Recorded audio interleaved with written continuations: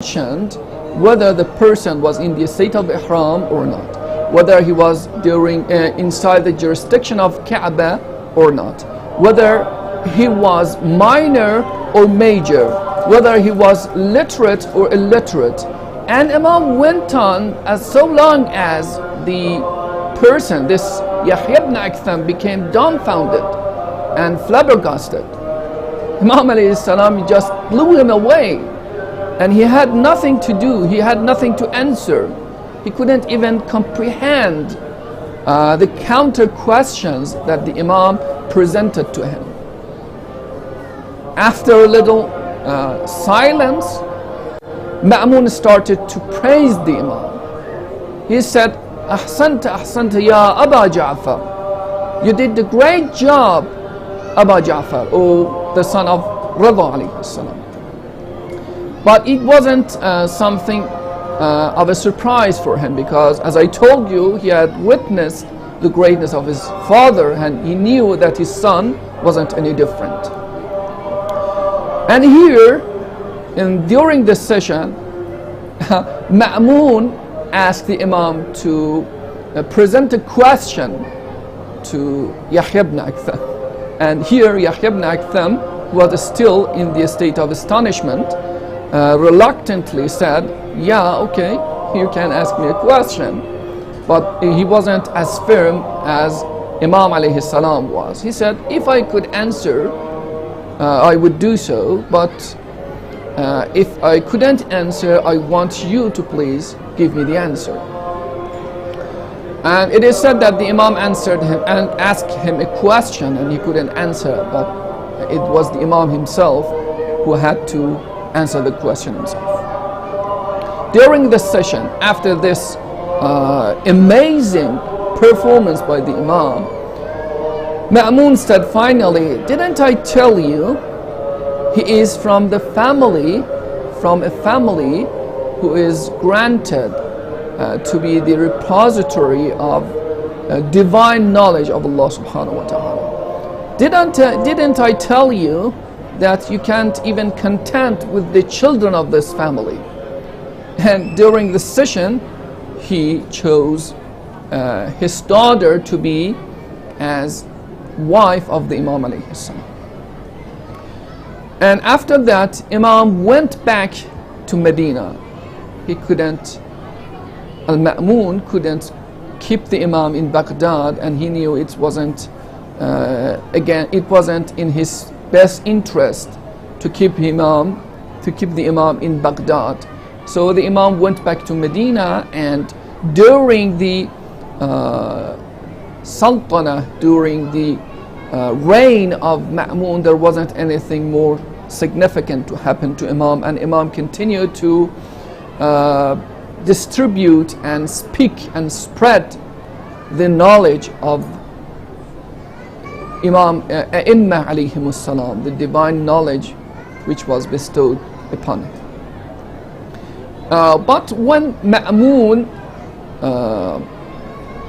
died, and Ma'mun died after some years, after him Al-Mu'tasim became the next caliph, and he decided to persecute the Imam and started to oppress the Imam yet again, just like his father and his forefathers who were oppressed during their lives. So he decided to summon the Imam again to Baghdad, and during this meeting it was happened, the martyrdom of Imam al-Jawad alayhi salam happened. The Imam was oppressed. The sad thing about the Imam is just like his uncle, his great uncle Imam al-Hasan alayhi salam. He was martyred by one of his closest persons, by his wife, al-Fadl, who was actually married to him by Al-Ma'mun. He was like an agent, he was like a spy within the household of Imam al-Jawad alayhi salam. And at the end, he was the killer of the Imam. He murdered the Imam and martyred the Imam by poisoning him. That was the similarity between the ninth Imam and his great uncle, Imam al-Hasan alayhi salam.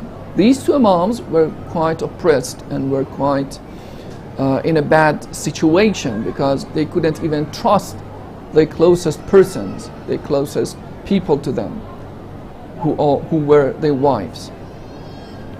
You know, there's something interesting about Imam al-Jawad alayhi salam that I want to mention at the end of my speech, and it's this great nickname. You know, Imam al-Jawad alayhi salam is known as Babul Hawaij ila Allah, or Babul Murad. These two are associated to the Imam. And you know why, the reason for this nickname, why the Imam alayhi salam was named and was famous for this nickname. It is said that during the short life of the Imam, you know, Imam only lived for 24 years. He was the youngest Imam among the infallibles, among the ma'asumeen alayhim salam. But during this short period of living, Imam alayhi salam showed a lot of affection towards people and showed a significant amount of helping to other people. And it is also said that all the Imams are the wasitatul faith. They are the mediation of Allah subhanahu wa ta'ala's blessing to the people. There's no difference between them. Kulluhum nurum wahid. They are all of the same light. But it is famous between the scholars that if you want to have knowledge, and if you are seeking knowledge, it is good to seek Imam al-Baqir alayhi salam and Imam al-Sadiq alayhi salam. If you are seeking spirituality and spiritual greatness, it is said to seek the commander of the faithful, Imam Ali alayhi salam. And it is said that if you have some worldly wishes, some worldly needs, and you want them to be granted, it is said to seek Imam al-Jawad alayhi salam. I want to add something more tonight. You know, we are inside the holy shrine of Imam al-Rida alayhi salam. It is famous that if you ask the Imam al-Rida alayhi salam, and put the Imam Jawad alayhi salam between yourselves and ask him to help you for the sake of his son, Imam Jawad alayhi salam, Imam Rida alayhi salam would grant your wish, would accept your prayer. It is very important to know that Imam Jawad alayhi salam was such a beloved son for Imam Rida alayhi salam. Dear brothers and sisters, I want you to don't forget that there is no physical distance in spiritual journeys. Although I'm inside the holy shrine of Imam Rida alayhi salam, but you can have this connection with me, with the Imam alayhi salam. As I say every time, close your eyes, open your hearts, and travel to the beloved shrine of Imam al-Rida alayhi salam, this heavenly piece of earth, and ask him for the sake of his son to help you during your worldly needs and your spiritual needs, in whatever needs and wishes that you have. I hope that Imam al-Rida alayhi salam and Imam al-Jawad alayhi salam, his beloved son, would be our helps and our assistance during our intercession from this life to the afterlife. Wassalamu alaikum wa rahmatullahi wa barakatuh.